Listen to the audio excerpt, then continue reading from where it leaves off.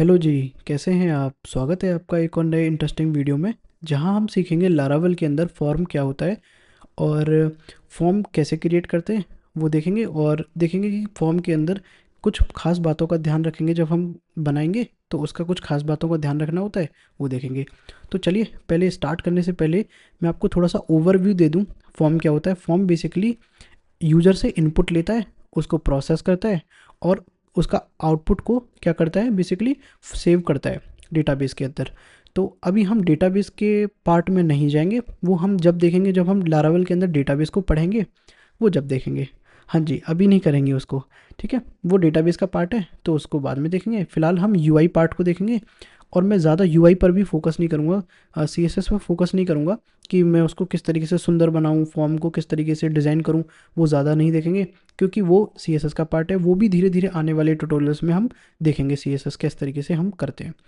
फिलहाल मेरा मेन चीज़ जो है वो फॉर्म के ऊपर है। बेसिकली यूआई किस तरीके से आप बेसिक यूआई जो फॉर्म का होता है वो कैसे बनाएंगे और उसको कंट्रोलर में कैसे पास कराएंगे, और उसके कंट्रोलर का जो डेटा होगा उसको कैसे व्यू के अंदर दिखाएंगे, और उस पर वैलिडेशन कैसे करेंगे। तो बेसिकली इस पर 3 वीडियो आएंगी, 3 या 4 वीडियो आएंगी, जिसमें पहली आज की इस वीडियो में हम ये लोग बस इतना देखेंगे यूआई को कैसे बनाएंगे और फॉर्म किस तरीके से उसमें चला के देखेंगे फॉर्म चल रहा है कि नहीं। और बस एक जस्ट कंट्रोलर बना के उसको बस डेटा को सबमिट करा के बस ये देखेंगे कि डेटा में उस कंट्रोलर के पास वो जा रहा है या नहीं। उसके अगले वीडियो में हम डेटा फैच करेंगे फ्रॉम हमारे फॉर्म टू कंट्रोलर, फॉर्म से कंट्रोलर में फैच करेंगे और उसको क्या करेंगे, वहीं पर शो कराएंगे। ठीक है, वहाँ पर हम देखेंगे कि किस तरीके से एरे में शो कराते हैं और बाकी चीज़ें देखेंगे। उसके बाद हम थर्ड वीडियो में देखेंगे कि किस तरीके से हम उस पर कस्टम वैलिडेशन भी लगा सकते हैं, और जैसे एरर मैसेज दिखाना है या इस तरीके से कुछ करना है वो भी हम देख लेंगे। ठीक है जी।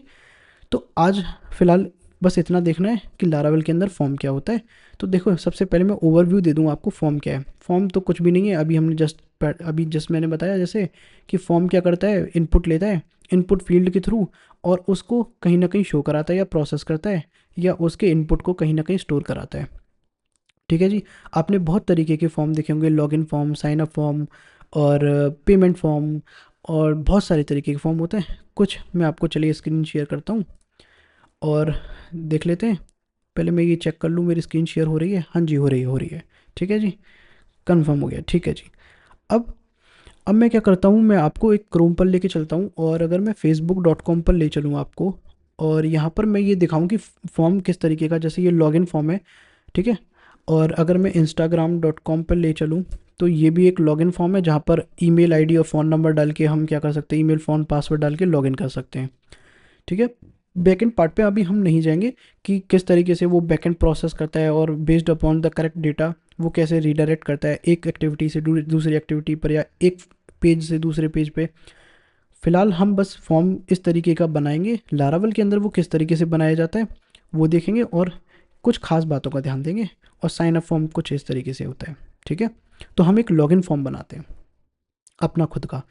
चलिए, उसको सबसे पहले बनाने के लिए मैं एक काम करता हूँ, एक न्यू प्रोजेक्ट बनाता हूँ। हाँ जी, आज एक न्यू प्रोजेक्ट बना लेते हैं। ठीक है।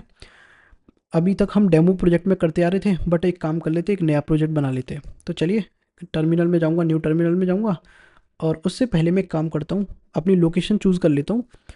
आप भी वैसे ही चूज़ कर लीजिए, वैसे ही फोल्डर बन में आ जाइएगा।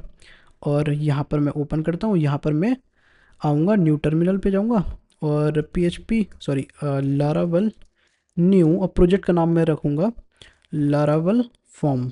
आप भी सेम रख सकते हो, डिफरेंट रख सकते हो, कोई दिक्कत वाली बात है नहीं है। ठीक है जी। मैं इस तरीके से क्रिएट करूँगा, और हाँ, अभी मैं क्रिएट करने से पहले मैं एंटर करूँगा और वो सारी चीज़ें क्रिएट हो जाएंगी। मैं यहाँ पर पॉज लेकर दोबारा आऊँगा जब प्रोजेक्ट बन जाएगा। मुझे टाइम सेव करना है वीडियो का, ताकि ज़्यादा टाइम वेस्ट ना हो। और ये चीज़ कॉमन है, और ये चीज़ मैंने बता रखी है इस प्लेलिस्ट में। जब आप डिस्क्रिप्शन में जाएंगे या अपने चैनल, हमारे चैनल पर जाएंगे, तो वहाँ पर डिस्क्रिप्शन में लिंक मिलेगी, अगर प्लेलिस्ट में डायरेक्ट जाना चाहते हैं। वरना चैनल पर जाइए, प्लेलिस्ट सर्च करिए, वहाँ पर पूरा बताया हुआ है how to create a first project in Laravel from Mac and Windows, सबसे बता रखा है। वो देख लीजिए अगर ये आपको नहीं पता है मैं क्या कर रहा हूँ यहाँ पे, या फॉर्म कैसे बनता है। अगर आप इस वीडियो को देख रहे हैं और आपने पहले नहीं देखी है वीडियो मेरी, तो पहले आप उनको देख लीजिए, उसके बाद ये देखिएगा। ठीक है। चलिए, मैं मिलता हूँ आपसे जस्ट इस फॉर्म को क्रिएट करने के बाद। हाँ जी, तो देखिए मैं वापस आ चुका हूँ। हमारा फॉर्म जो है क्रिएट हो चुका है, यानी कि फॉर्म क्रिएट नहीं हो चुका है, बेसिकली हमने लारावल फॉर्म नाम से एक प्रोजेक्ट बनाया है। ठीक है, लारावल के अंदर नया प्रोजेक्ट, उसमें हम सारा कुछ फॉर्म से रिलेटेड काम करेंगे और ट्यूटोरियल्स में आगे देखेंगे। ठीक है, अब आपने भी यहाँ पर एक नया प्रोजेक्ट बना लिया होगा, सेम नेम से या डिफरेंट नेम से फ़र्क नहीं पड़ता है, कुछ भी हो आप बना लीजिएगा। ठीक है, अब क्या करेंगे, अब इसको पहले रन करते हैं और देखते हैं कि प्रोजेक्ट हमारा फर्स्ट प्रोजेक्ट किस तरीके से दिख रहा है। मैं जस्ट आपको एक काम करता हूँ, थोड़ा सा बड़ा करता हूँ इसकी कमांड विंडो को, टर्मिनल को, और PHP आर्टिजन सर्व करते हैं। ठीक है, ताकि हम इसको रन करके देख सकें कि पहले दिख कैसा रहा है। तो देखिए कुछ इस तरीके से आपके पास भी एरर आ रहा है। देखिए मेरे पास एरर आ रहा है, आप नया प्रोजेक्ट बनाएंगे ये एरर बिल्कुल मिलेगा आपको नई प्रोजेक्ट में। और ये नए प्रोजेक्ट को सॉल्व कैसे करते हैं, ठीक है जी, इस एरर को नए प्रोजेक्ट में हर बार जब आप नया प्रोजेक्ट बनाओगे तो इस एरर को सॉल्व कैसे करते हैं, मैंने उसी वीडियो में बताया हुआ है कि how to create a project या क्रिएट फर्स्ट प्रोजेक्ट। ठीक है, उसी वीडियो में एरर सॉल्विंग भी मैंने बताई है कि इस तरीके के एरर कैसे आएंगे तो कैसे सॉल्व करते हैं। वो नहीं देखा, आप वो देख लीजिए इन डेप्थ में अगर देखना है तो। ठीक है, क्यों आता है कैसे आता है, और अभी इसका क्विक फिक्स मैं आपको बता देता हूँ।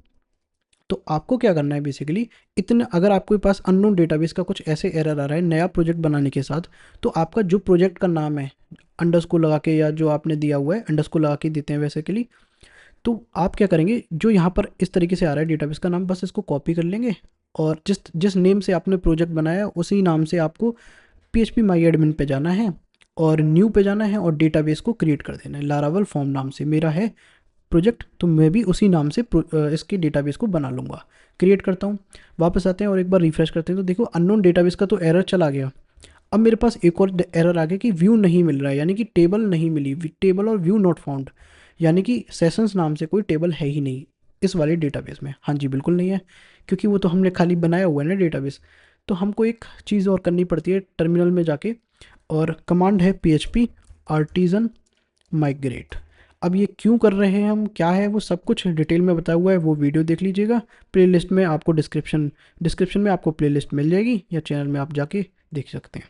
ठीक है, बस इतना करेंगे आप, वापस आएंगे और देखिए आपका लारावल का जो फर्स्ट व्यू है वो मिल चुका है आपको। तो आपको बहुत बहुत बधाई हो, आपने लारावल का एक नया प्रोजेक्ट बना लिया, उसको स्टार्ट कर लिया। अब हम आगे व्यू की उसकी फॉर्म की बात करते हैं।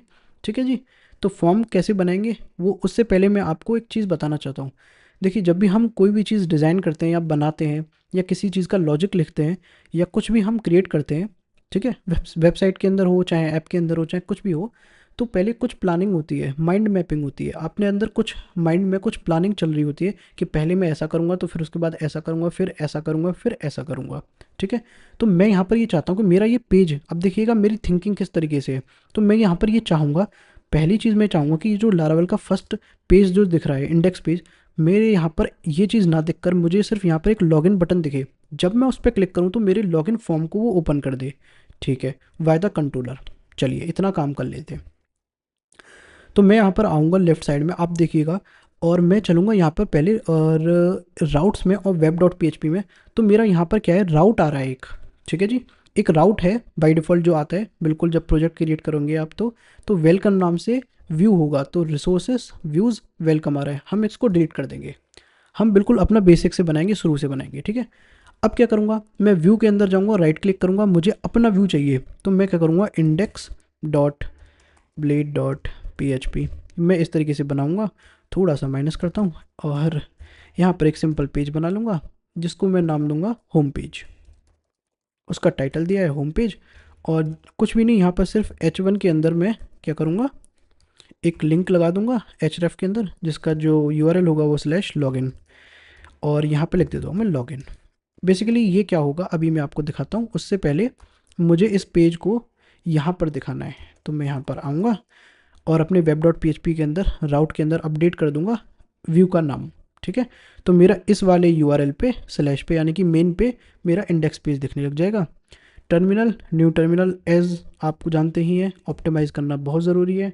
चलिए आते हैं और चेक करते हैं, तो मेरा लॉगिन यहाँ पर दिखने लग गया है।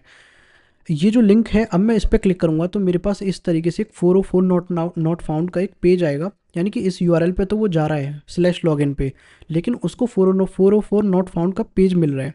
यानी कि वेब डॉट पी में इस राउट का जो स्लैश लॉगिन है, इस नाम से तो हमने कुछ बनाया ही नहीं है, कुछ क्रिएट ही नहीं किया है, तो उसको पता ही नहीं है कि भाई क्या है, तो वो 404 मैसेज देगा, एरर का मैसेज देगा कि मुझे नहीं पता है भाई क्या है। तो अब मैं क्या क्या चाहूँगा कि जब भी कोई यहाँ ये इंडेक्स पेज है, देखिए होम पेज, तो अगर कोई होम पेज से इस वाले लॉगिन के बटन पे क्लिक करके जाए और वो स्लैश लॉगिन पे जा रहा है, और ये स्लैश लॉगिन कहाँ से आ रहा है, यहाँ से जो लॉगिन का मैंने बटन बनाया है href लगा के, लिंक लगा के, तो स्लैश लॉगिन मैंने यहाँ पर एक यूआरएल दे रखा है, यानी कि इस पर क्लिक करो तो इस वाले यूआरएल पे चले जाओ। तो मैं चाहता हूँ जब भी वो स्लैश लॉगिन पे जाए, यानी कि यहाँ आए, यहाँ जाके यहाँ स्लैश लॉगिन पर आए, देखिए ऊपर यूआरएल बॉक्स में देखिएगा, यहाँ आए तो मेरा लॉगिन फॉर्म यहाँ पर दिखने लगे। तो उसके लिए मैं क्या करूँगा, एक पहले कंट्रोलर बनाऊँगा। ठीक है जी। तो मैं कंट्रोलर बनाने के लिए बस कुछ नहीं, सिंपली मैं यहाँ पर एक कमांड दूंगा, और कमांड दूंगा php artisan make colon controller login controller. अब मैं लिख भी सकता था, मेरे बफर में सेव है, तो वो इस तरीके से आ जाएगी। अगर आपको बफर पता है, मैंने आपको सब कुछ वीडियो में बता रखा है, इसलिए मैं कहता हूँ आप शुरू से लेकर एंड तक देखिएगा सारे वीडियोस को। देखिए बफर बेसिकली है, आप अपने कीबोर्ड में यहाँ पर आएंगे टर्मिनल में, और कीबोर्ड में अप एरो की और डाउन एरो की से आप जब इस तरीके से करेंगे तो आपने लास्ट यूज्ड कमांड्स आपको यहाँ पर शो होने लगती है। ठीक है, अगर आपने एक भी बार इस तरीके से नहीं किया तो आपको नहीं आएगी, आप लिख लीजिएगा इसको टाइप करके। ठीक है, सब कुछ। तो देखिए php artisan make controller login controller, मैंने लॉगिन कंट्रोलर बना लिया। तो देखिए ऐप HTTP कंट्रोलर और लॉगिन कंट्रोलर, ये मेरा लॉगिन कंट्रोलर आ गया। ठीक है जी। अब मैं यहाँ पर एक राउट बना लेता हूँ, राउट कॉलन गेट, और मैं चाहूँगा स्लैश लॉगिन पे वो लिसन करे राउट को, और यहाँ पर मैं चाहूँगा कंट्रोलर के लिए लॉगिन कंट्रोलर। ठीक है जी, कॉलन कॉलन क्लास, और यहाँ पर मैं मेथड दूंगा शो लॉगिन व्यू। ठीक है जी, शो लॉगिन व्यू सेमीकोलन दे देते हैं, ये बहुत ज़रूरी है। ठीक है जी। हाँ जी, देखिए यहाँ पर एक एरर आ रहा है राउट कॉलन कॉलन गेट करके, और गेट पे आ रहा है कुछ एरर, ये बोल रहा है कि फंक्शन नहीं मिला। ऐसा क्यों हो रहा है, देखते हैं। देखिए यहाँ कुछ तो गड़बड़ है, देखिए गेट करके कुछ आ रहा है, देखिए हाँ देखिए देखिए। अब यहाँ पर आप भी मिस्टेक कर सकते हो, ऐसी कोई दिक्कत नहीं है। देखिए मिस्टेक सबसे होती है, सब इंसान है। डबल कॉलन लगाना होता है, यानी कि ये फसाड होता है बेसिकली, आपको बताया था सब कुछ। अगर आप देखेंगे तो कंट्रोलर और राउट के वाले व्यू में, राउट वाली ट्यूटोरियल में जब आप जाएंगे तो वहाँ पर एक बिल्कुल इन डेप्थ वीडियो बना रखी है, सब कुछ मिल जाएगा। ठीक है, तो हो क्या रहा है यहाँ पर, मैं ये चाह रहा हूँ कि जब भी कोई इस वाले यूआरएल पे जाए स्लैश लॉगिन पे, यानी जब भी कोई इस वाले यूआरएल पर आए तो इस कंट्रोलर की क्लास के अंदर इस वाले मेथड को कॉल कर दो। तो ये मेथड को कॉपी करेंगे यहाँ से, मेथड नेम को एज इट इज़, और यहाँ पर आएंगे और एक मेथड बनाएंगे पब्लिक फंक्शन। मेथड और फंक्शन नाम, फंक्शन लिखो या मेथड, मतलब फंक्शन बोलो या मेथड बोलो, बात एक ही है, लेकिन यहाँ पर मेथड लिखते नहीं है, फंक्शन करके लिखते हैं।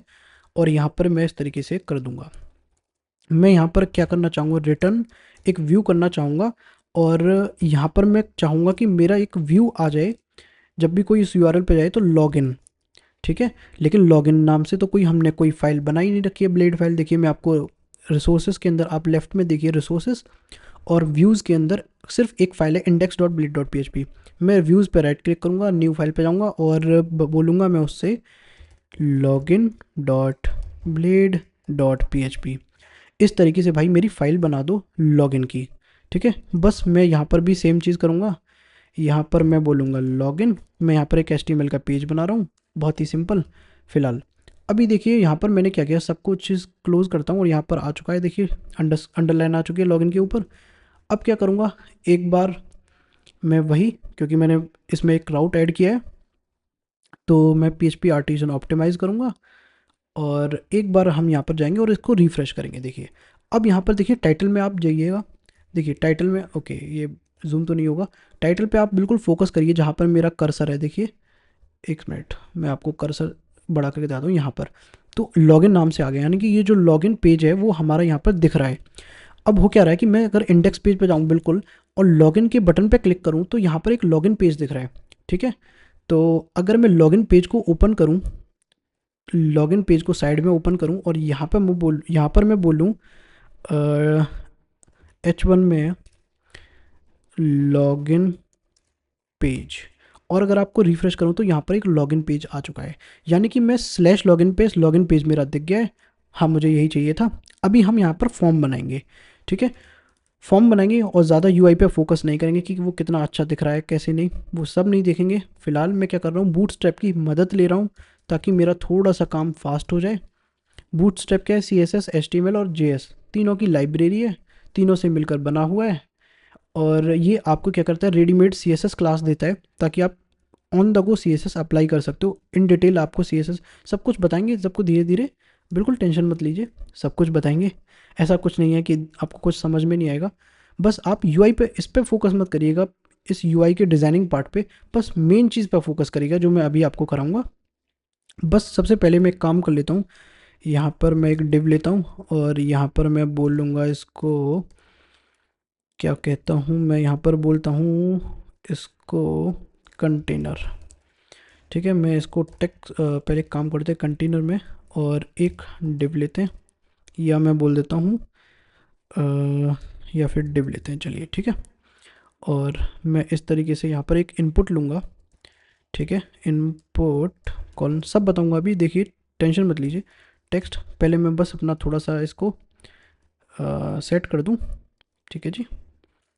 पहले मैं कुछ फील्ड सेट कर देता हूँ, प्लेस होल्डर, और ये हो जाएगा नेम, और इसी तरीके से ईमेल पासवर्ड। देखिए यहाँ पर ईमेल, और यहाँ पर मैं दूंगा ईमेल, और यहाँ पर मैं बोलूँगा पासवर्ड, यहाँ पर मैं बोलूँगा पासवर्ड, यहाँ पर हो गया टेक्स्ट ईमेल पासवर्ड और नेम ईमेल और पासवर्ड, ठीक है जी। थोड़ा सा मैं आपको इस तरीके से दिखाना चाहूँगा। ओके ओके ओके, देखिए जस्ट अ सेकेंड, हाँ जी, ठीक है। ये कुछ इस तरीके से फॉर्म आ रहा है। आपको फॉर्म शायद एक लाइन में ना दिखे, तो इसके लिए थोड़ा सा मैं काम करता हूँ, थोड़ा सा 19 की जगह मैं इसको 18 कर लेता हूँ। देखिए जिनको भी ये प्रॉब्लम है कि सारी चीज़ें अच्छे से नहीं दिख रही हैं, और एक सेकेंड में थोड़ा सा और इसको इधर कर लेता हूँ। सारी चीज़ें यहाँ पर ये जो मैंने फ़ॉन्ट लिख रखा है या फ़ॉन्ट कर रहा हूँ मैं, तो अगर मैं इसको थोड़ा सा एक बार बड़ा कर देता हूँ, देखिए जिनको भी प्रॉब्लम है वो फुल स्क्रीन पे वीडियो देखें और लैपटॉप पे देखें या फ़ोन पे देखें फुल स्क्रीन में, तो आपको प्रॉपर दिख जाएगा। और आप पिंच करके जूम करके देखिए, पिंच ऐसे करेंगे आप, ऐसे करके और ऐसे करके जूम इन जूम आउट करेंगे तो आपको वीडियो का वो पार्ट जूम हो जाएगा अपने यूट्यूब के अंदर ही, ठीक है जी। अब देखिए होता क्या है कि मैंने क्या करा है अभी यहाँ पर इस तरीके से किया है, तो आपको यहाँ पर दिखाना चाहूँगा। ये कुछ इस तरीके से दिख रहा है, ठीक है। मैं यहाँ पर क्या करूँगा, टेक्स्ट सेंटर करता हूँ पहले तो, ताकि मुझे ये बॉक्स सेंटर में दिख जाए। और एक बटन और लेता हूँ, ठीक है जी, बटन और लेता हूँ। तो इनपुट कॉलन सबमिट और वैल्यू दे देता हूँ लॉगिन, ठीक है। अभी देखते हैं, देखिए लॉगिन मैं चाहता हूँ एक के नीचे एक आए, तो मैं इनको भी डिव के अंदर डाल देता हूँ पहले, ठीक है। अभी मैं बिल्कुल बेसिक काम कर रहा हूँ, ठीक है। इतना आप बिल्कुल फोकस करिएगा इस चीज़ पे, तो और कोई दिक्कत आएगी नहीं आपको बिल्कुल, ठीक है जी। ये कुछ नहीं है, सब कुछ सिखाऊंगा इन डेप्थ। आने वाली वीडियोस में ये सब देखेंगे कि डिव विव क्या होता है, सब चीज़ देखेंगे, ठीक है। अभी फ़िलहाल के लिए आप बस इतना देखिए, मेन फोकस करिएगा, ठीक है। मैं काम करता हूँ मार्जिन और दे देता हूँ, चलिए क्लास MB3 चलो, ठीक है।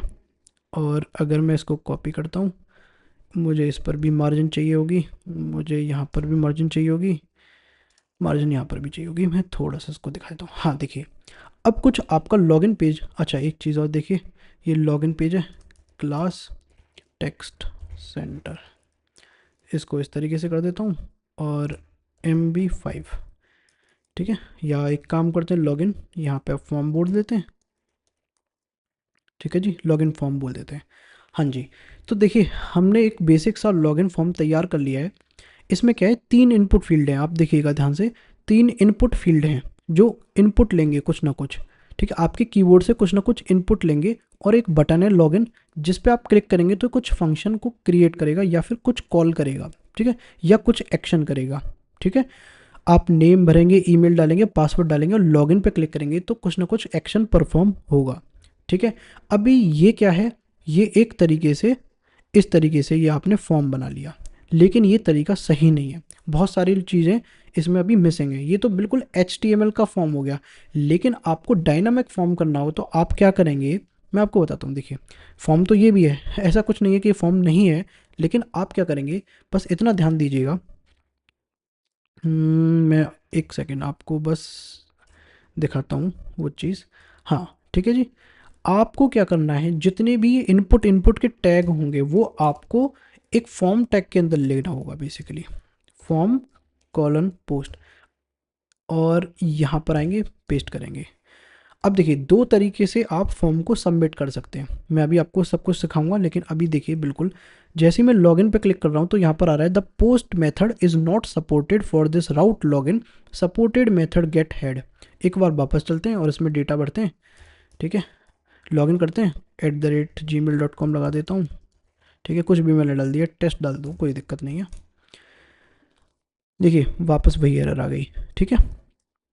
इसका मतलब क्या है, देखिए फॉर्म क्या होता है, बेसिकली जब आप फॉर्म के डेटा को भर के, यानी कि यहाँ पर कुछ भरेंगे इस फील्ड में और लॉगिन के बटन पर जैसे ही प्रेस करेंगे तो दो तरीके होते हैं। एक तो पोस्ट के मेथड से आप फॉर्म को फिल कर सकते हो, यानी कि पोस्ट मेथड से डेटा को सेव करा सकते हो। एक होता है गेट मेथड से, तो गेट बेसिकली यहाँ पर यूज़ नहीं होता है, ठीक है। गेट जब होता है जब आप यहाँ पर डेटाबेस, सॉरी यहाँ पर यूआरएल में एक स्ट्रिंग पास करते हैं इस तरीके से, $ID is equal to this this this, वो गेट जब होता है, ठीक है।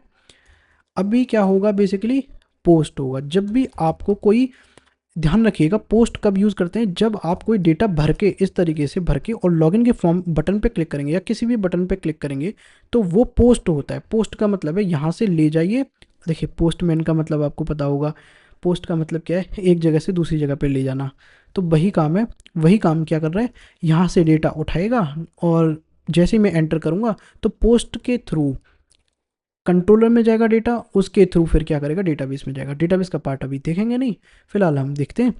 तो होगा क्या, देखिए आपको एक फॉर्म टैग बनाना है, फॉर्म टैग बना के उसको ओपन क्लोज के अंदर आपको जितने भी इनपुट टैग हैं वो सबको फॉर्म टैग के अंदर ही डालना है, ताकि आप जब इनपुट के बटन पे क्लिक करो तो ये फॉर्म का जो एक्शन है वो परफॉर्म करे, ठीक है। अगर आप फॉर्म टैग नहीं लगाते हैं इस चीज़ को तो आपका फॉर्म सबमिट नहीं होगा, यानी कि डायनेमिक नहीं बनेगा, ये तो सिर्फ नॉर्मल HTML का एक फॉर्म बन जाएगा, ठीक है, वो उसको क्लिकेबल नहीं बनाएगा, ठीक है। अब क्या करेंगे, फॉर्म के एक्शन के अंदर हम जाएंगे बाद में, चलो पहले उसको उसी के ऊपर आते हैं।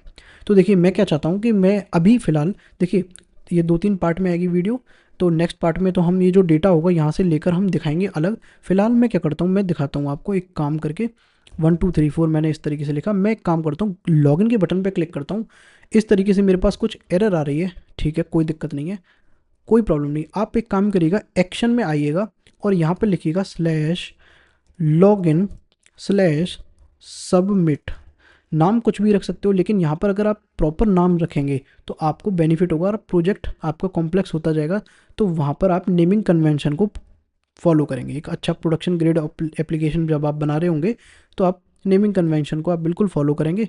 तो मैंने क्या किया, login/submit, यानी कि अभी तो हम कहाँ पर राउट पर हैं, लॉगिन पे, और /submit करेंगे तो इसका मतलब है कि लॉगिन तक तो वो है, उसके बाद सबमिट और मैंने लगा दिया, इसका मतलब है कि लॉगिन के अंदर सबमिट एक्शन हो रहा है हमारा, ठीक है।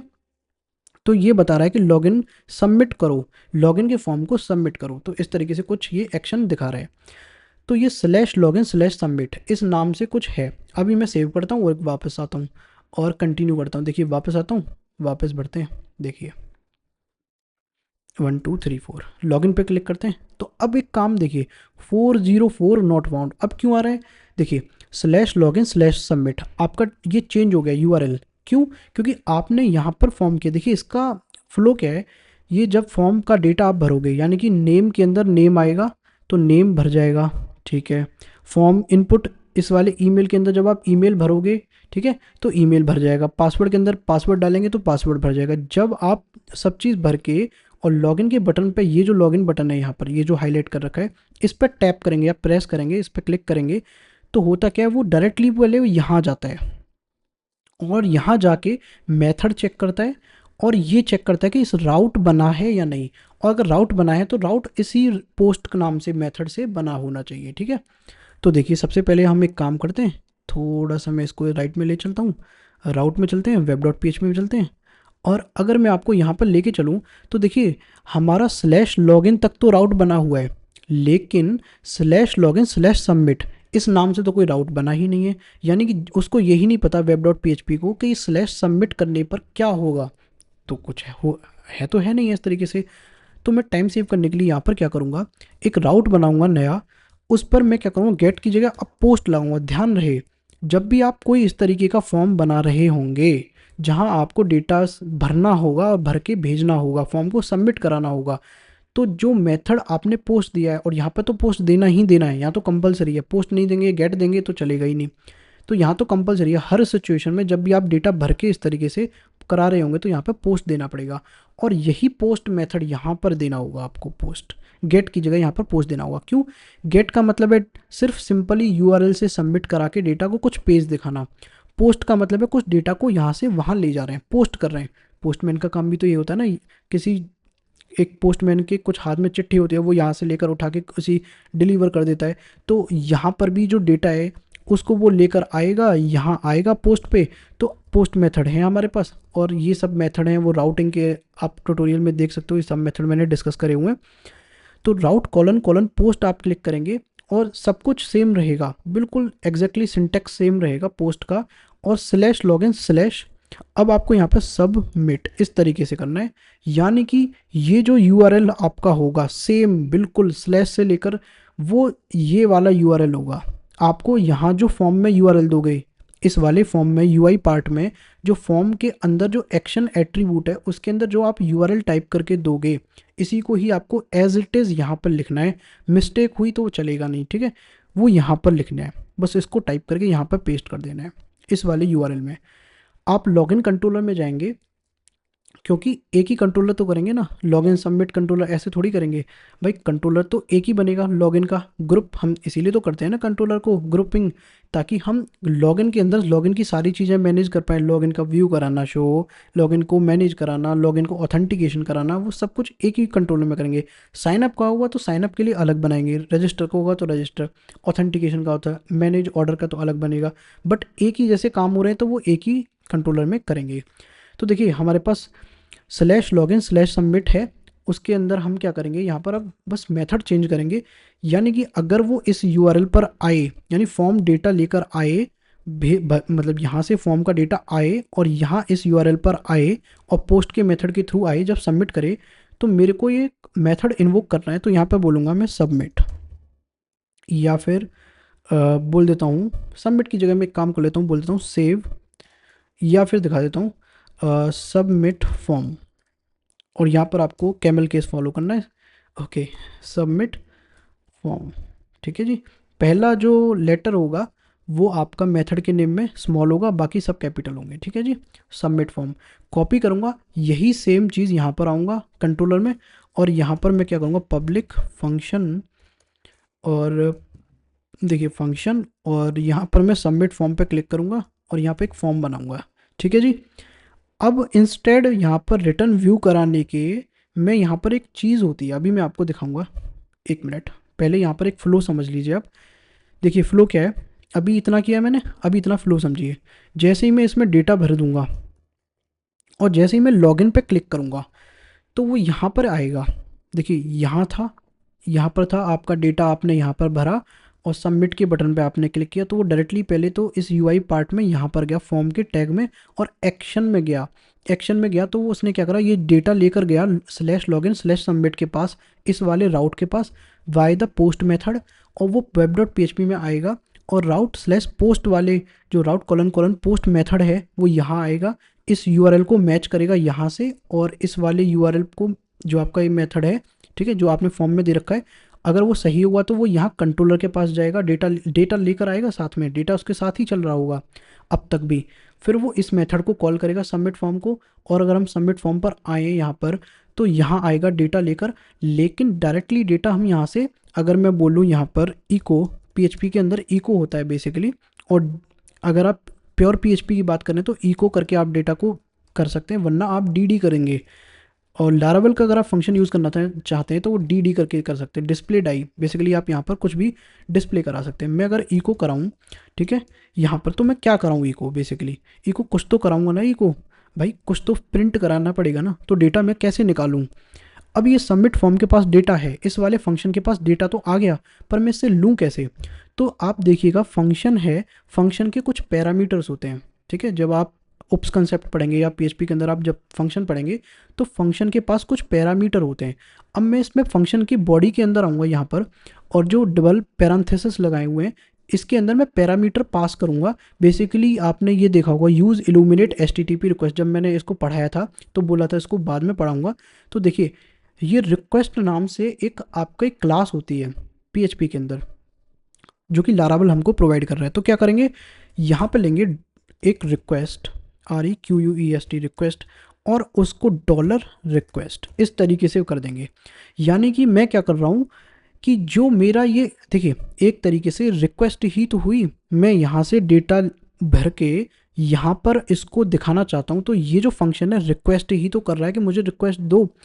यानी कि ये फंक्शन इस सबमिट फॉर्म वाले फंक्शन से रिक्वेस्ट कर रहा है कि मुझे डेटा दो, तो रिक्वेस्ट तो ये वाली हो गई। तो मैंने क्या किया है, बेसिकली इस क्लास का यहाँ पर एक ऑब्जेक्ट बना दिया है रिक्वेस्ट, और रिक्वेस्ट क्लास का एक ऑब्जेक्ट बना दिया है, वेरिएबल बना दिया है। बेसिकली क्या होगा कि ये जो रिक्वेस्ट होगी, देखो इंटरनली कैसे वर्क करता है वो हम कभी बाद में बात करेंगे, फिलहाल अभी आप इतना समझिए, ज़्यादा डीप में मत जाइएगा। कि जब भी आप जब भी आप यहाँ से कुछ भर के डेटा, और जब भी आप फॉर्म को फिल करके यहाँ आते हैं, तो ये रिक्वेस्ट के पास डेटा आता है और रिक्वेस्ट के वेरिएबल में स्टोर हो जाता है डॉलर रिक्वेस्ट के अंदर। तो अगर मैं यहाँ पर इको करा दूँ और डॉलर रिक्वेस्ट को इको करा दूँ तो मेरे को डेटा मिलना चाहिए, ठीक है। तो मैं एक बार रिफ्रेश करता हूँ, तो देखिए वापस चलते हैं। अगर आपको लग रहा है कि ये रिफ्रेश नहीं हुआ था, 1 2 3 4, देखिए 404 नॉट फाउंड अब भी आ रहा है। अब आप कहोगे कि तो आपने यहाँ पर एक राउट ऐड किया था तो PHP आर्टिजन ऑप्टिमाइज़ नहीं किया होगा, ठीक है, वो कर लेते हैं। देखिए ऑप्टिमाइज़ कर लिया, ठीक है, वापस चलते हैं। लेकिन मैं अगर करूँगा तो पेज एक्सपायर्ड, देखिए 419 एक नया एरर मिल गया। तो मैंने अभी शुरू में आपको जब वीडियो स्टार्ट हुई तो एक चीज़ बोली थी कि आपको कुछ बातों का ध्यान रखना पड़ेगा जब आप लारावल के अंदर एक फॉर्म बना रहे होंगे। तो नॉर्मल HTML फॉर्म PHP के अंदर, प्योर PHP के अंदर आप फॉर्म बनाते हैं, सिर्फ PHP के अंदर, PHP लैंग्वेज के अंदर इस तरीके का एरर आपको नहीं मिलेगा। लेकिन जैसे ही आप लारावल पे आते हो, लारावल के अंदर फॉर्म बनाते हैं, तो इस तरीके का एरर देखने को मिलता है। अब ये एरर क्या है, बेसिकली पेज एक्सपायर्ड 419। जब आपने सारी चीज़ें सही करी हैं तो यहाँ पर भी सारी चीज़ें सही हैं। तो बेसिकली होता क्या है, लारावल ये एक एरर थ्रो करता है। क्यों करता है कि बिकॉज लारावल को यहाँ पर ये जो फॉर्म होता है, बेसिकली ये जो फॉर्म टैग होता है, उसके जस्ट बाद, उसके कहीं आगे नहीं पीछे नहीं, बिल्कुल फॉर्म टैग के जस्ट बाद यहाँ पर उसको @CSRF टोकन चाहिए होता है। अब ये बेसिकली @ लगाया है मैंने, @ का सिंबल देखिए, दोबारा दिखा देता हूँ मैं, @CSRF इस तरीके से आपको लिखना है, स्मॉल लेटर में लिखना है, विदाउट एनी स्पेस, कुछ भी नहीं, जैसे लिखा है मैंने वैसे ही। @ लगाना बहुत कंपलसरी है, ताकि ये बिलेट डायरेक्टिव होता है। मैंने आपको बहुत पहले बताया था बिलेट टेम्पलेट की, जब हम बात कर रहे थे बिलेट टेम्पलेटिंग इंजन की, तो वहाँ पर डायरेक्टिव्स बताए थे बहुत सारे, तो उसमें से भी ये कुछ डायरेक्टिव है। तो उसमें होता क्या है, बेसिकली ये बताता है लारावल के फॉर्म को, बेसिकली ये सिक्योरिटी पर्पस से लारावल ने ये दिया गया है। अगर मैं सबमिट करता हूँ तो अभी नहीं हुआ, देखिए बताऊँगा अभी क्या नहीं हुआ। वापस चलते हैं और अभी मैं आपको करके दिखाता हूँ। देखिए अब अगर आपके पास देखेंगे तो आपके पास डेटा आ चुका है, बिल्कुल जी डेटा आ चुका है। अभी हम देखेंगे डेटा कहाँ है, क्योंकि ये बहुत सारी इन्फॉर्मेशन दे रहा है। देखिए ये लास्ट में डेटा है, देखिए, ठीक है। अभी हम उसको भी बिल्कुल अलग करके देखेंगे डेटा को, क्योंकि बहुत सारी चीज़ें दे रहा होता है। बेसिकली रिक्वेस्ट तो बहुत सारी तरीके होती है, ये सब क्या है, क्या सब चीज़ें सब देखेंगे, हेडर वगैरह सब कुछ आ रहे हैं, रिक्वेस्ट का पार्ट होता है। बेसिकली जब भी आप कोई रिक्वेस्ट रेज करते हो या रिक्वेस्ट को रिसीव करते हो तो ये पार्ट होता है, ठीक है। सब कुछ इन्फॉर्मेशन होती है, एडिशनल हेडर होते हैं, वो अभी हम नहीं देखेंगे। फिलहाल हमारा ये जो मेन बेसिक इन्फॉर्मेशन है जो हमको चाहिए थी वो मिल गई है।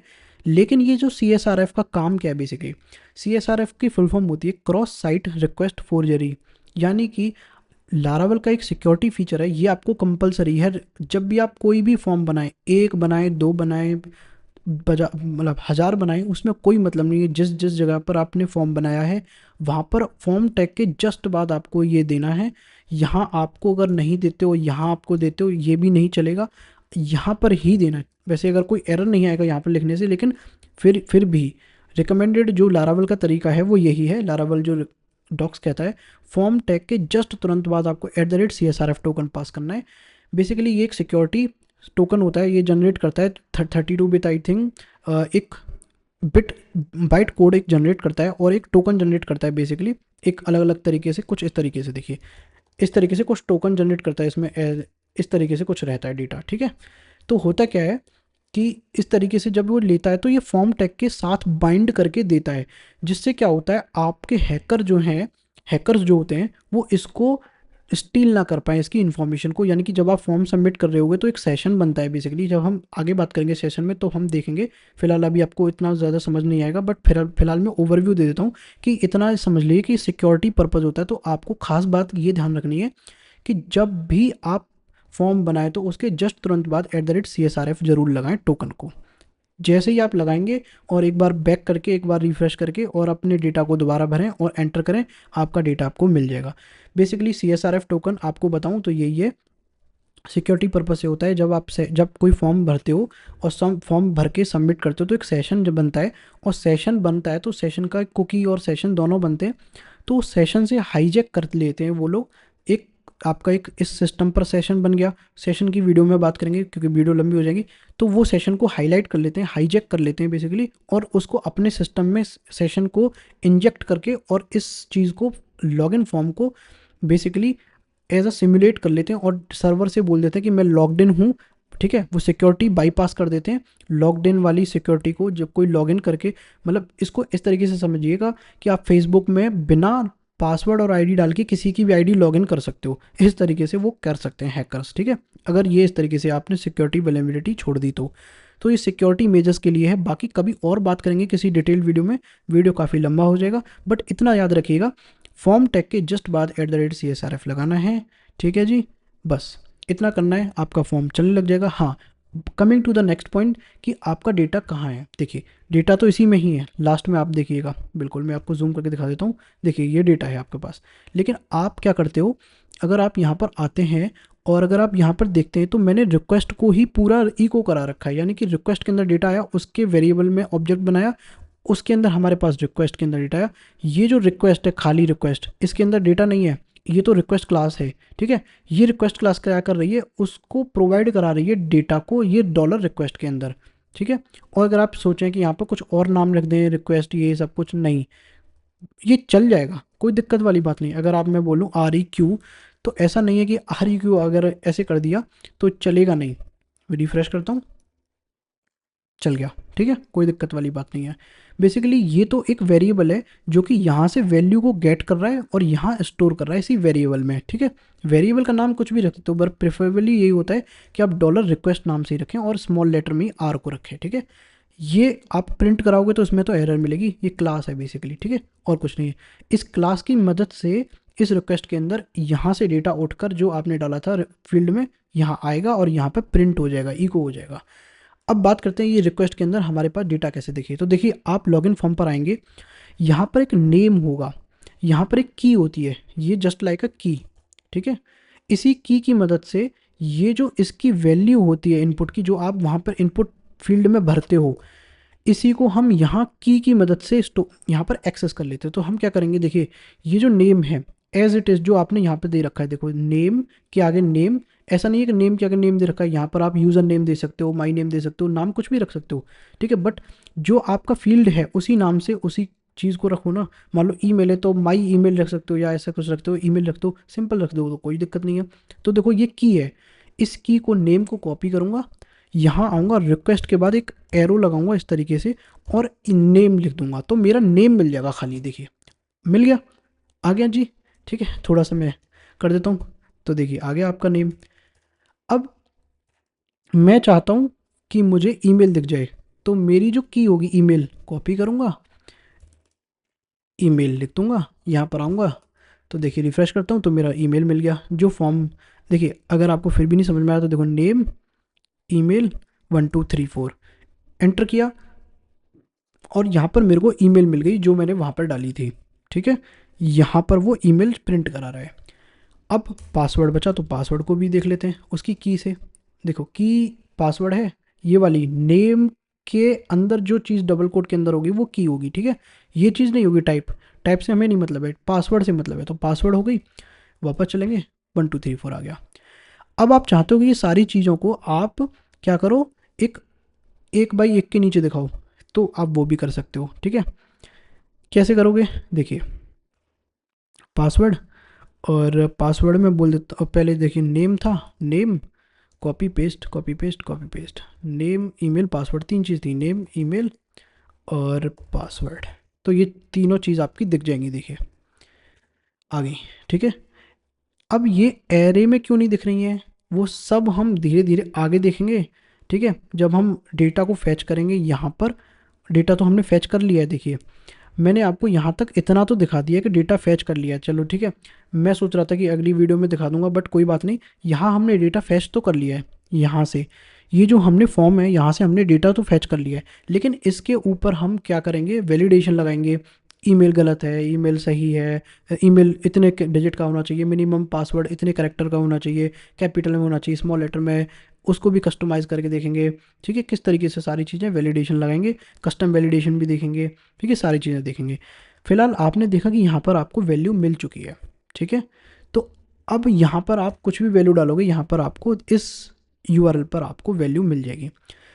तो यहाँ तक तो आपने अगर समझा, तो हमारा अगर मैं आपको बिल्कुल सारी चीज़ें समराइज़ करूँ तो ये है, एक हमने लॉगिन फॉर्म बनाया। बेसिकली हम क्या कर रहे हैं, इंडेक्स पेज पे गए, हमारा फ्लो ये था कि इंडेक्स पेज पर गए और एक लॉगिन की लिंक थी उस पर क्लिक करा, तो लॉगिन का स्लैश लॉगिन की लिंक पर आए तो उस पर एक पेज ओपन हो गया, लॉगिन फॉर्म।